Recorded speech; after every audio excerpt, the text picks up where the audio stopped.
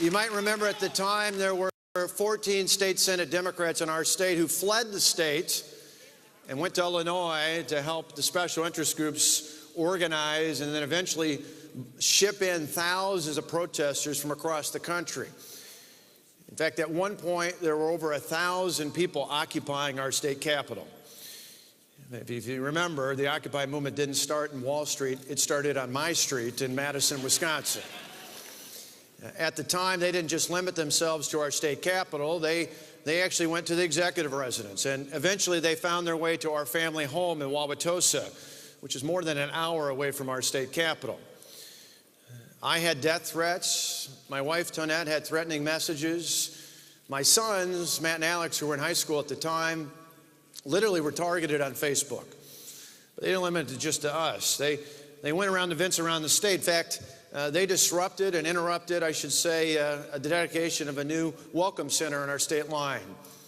They interrupted a ceremony for the 100-year celebration of one of our great state parks. They even interrupted the anniversary of one of our historic technical colleges.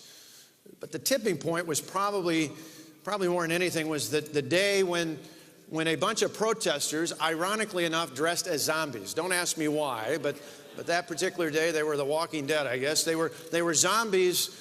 They were protesters who showed up and interrupted. I should say it differently. They disrupted a law enforcement torch run for the Special Olympics. At that time, it was a turning point indeed, because the people in our state, no matter where they stood on the issues, could see that the protesters were not like them. I mean, who would mess up an event for Special Olympic athletes? It was just remarkable. But as I thought about that, thinking about speaking here today, I'm reminded of many of the stories I see these days around the country where protesters come en masse to try and disrupt public meetings, where angry mobs come to college campuses and try to stop people from speaking, where defenders of the status quo try to stop people who ran on an agenda from doing what they said they would do during the campaign. And as I hear these stories, I think to myself, been there, seen that. You know, from our standpoint, it's exactly why we've been talking not only here today, but to people over the last few months all across this great country, reminding our leaders about what happened in Wisconsin, about why we did what we did, and most importantly, about what's happened since. So let me share with you a little bit here. In fact, I was reminded of late about that just 2 weeks ago, or tomorrow. So less than 2 weeks ago. It was 2 weeks ago tomorrow that I saw the video of protesters trying to stop the new U.S. Secretary of Education from going into a public school just up the way here in the District of Columbia. And so I called Betsy DeVos, who's a good friend of mine, and I said, you know what? Been there, done that.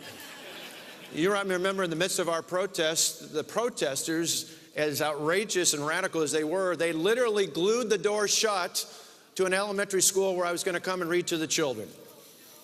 Now, the good news is that school was not to be deterred. They actually took the doors off the hinges, and we were able to read to the kids.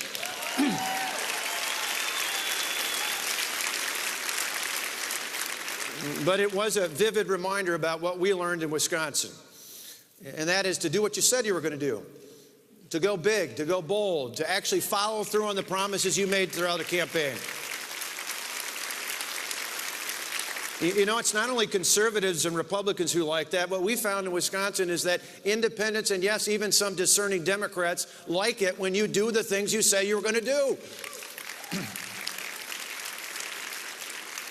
And so we've tried to apply that going forward. It's kind of interesting. It works on both political and on policy fronts. Politically, even though it's not just the fact that I've won 3 elections for governor, although I did.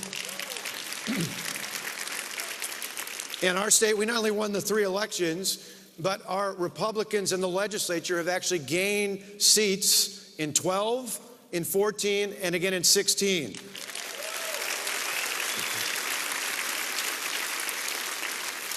Why? It's because common sense conservative reforms work.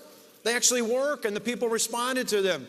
In our state, we've seen over the last year more people were employed in my state than ever before, ever. We have the lowest unemployment rate since January of 2001. We have one of the highest percentages of people overall in the workforce. But beyond that, on on economic and fiscal policy, we see that even though we inherited a $3.6 billion budget deficit, our state now has budget surpluses. And we have one of the few state systems that has a fully funded pension system. And we have one of the lowest outstanding overall long-term debt. And so now, because of those economic and fiscal reforms actually working, the successes have led to a positive budget. And in turn, we have what we call a reform dividend. Remember the peace dividend years ago under Reagan? We have a reform dividend. And so I want to spend just a couple minutes telling you about what we're doing with that. First off, we're reinvesting it like a good company would in the things that got us there in the first place. So top of the list, taxpayers. We're going to help lower the burden on the hardworking taxpayers. In fact, so much so with this budget, the total amount, cumulative impact of our tax relief over 8 years will be exceeded $8 billion. That's cutting taxes by over $8 billion.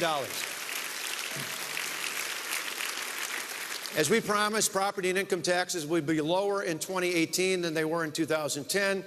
And you'll like this, we're actually eliminating an entire tax. For the first time since 1931, there will be no state tax on our property tax bills in Wisconsin.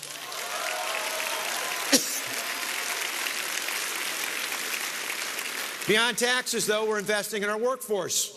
Probably like a lot of employers here, I hear from people all across my state that say, we've got jobs, we just don't have enough people to fill them. So we're investing in our workforce, and we're doing it in a way that demands better performance and more credibility and transparency from education and higher education. In fact, how many college students do we have here today? Let's see your hands and hear from you. Right? Okay, how many of those college students are from Wisconsin? Do I hear any of the Wisconsin? Okay, the Wisconsin students will appreciate this because we've frozen tuition in our state 4 years in a row, and in this budget, we're actually going to lower tuition by 5% at all of our campuses. Lower tuition, higher standards, and actual free speech for everyone, including conservative students, faculty, and speakers at all of our University of Wisconsin campuses.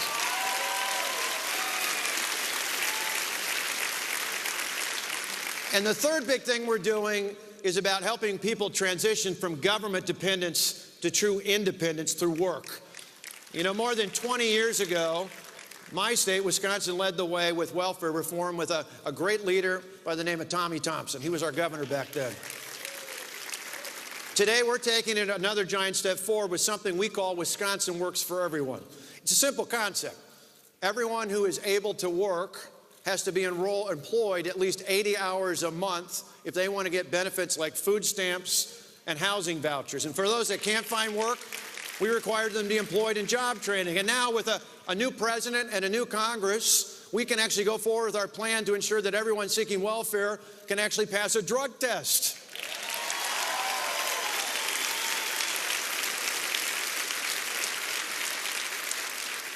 You see, it's simple. We want to help our fellow citizen, but we understand that public assistance should be a trampoline, not a hammock.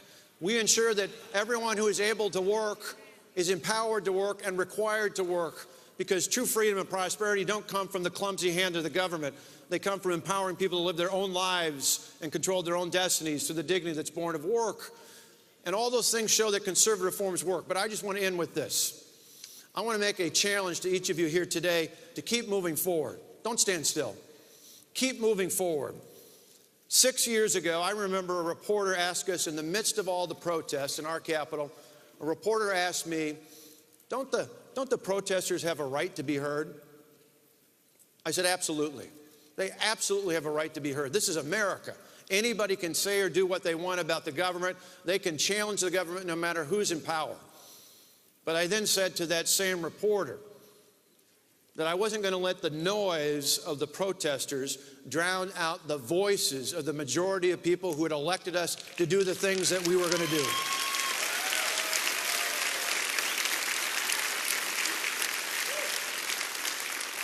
Sadly, in Washington, it is common practice to ignore the will of the voters. For too long, the media and the status quo defenders spend their time listening to the noise of the protest and the rhetoric of the pundits. That's why I call Washington 68 square miles surrounded by reality.